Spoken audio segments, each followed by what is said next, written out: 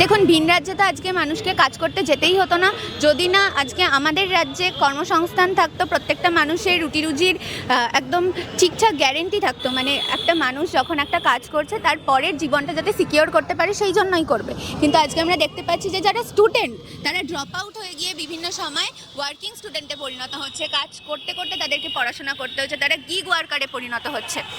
তো এখানে কাজ আছে বলতে সব কাজই হচ্ছে অসংগঠিত ক্ষেত্রের কাজ, কোনো রকম সেই কাজের কোনো নিশ্চয়তা নেই। ফলে মানুষ যখন দেখতে পাচ্ছে যে এখানে যেই কাজ করে সে হয়তো 10,000 টাকা পাচ্ছে, এবং আজকের দিনে দাঁড়িয়ে নিত্য প্রয়োজনীয় দ্রব্যাদি যে হারে লাগাম ছাড়া মূল্য বৃদ্ধি হচ্ছে, তাতে একটা সংসার চালাতে তো 10,000 টাকা এনাফ নয়।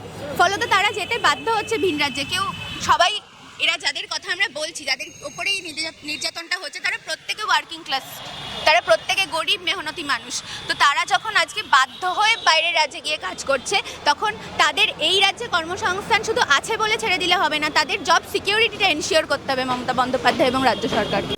বাংলা হান্টের আরও খবর দেখতে নজর রাখুন। বাংলা খবর মানেই বাংলা হান্ট।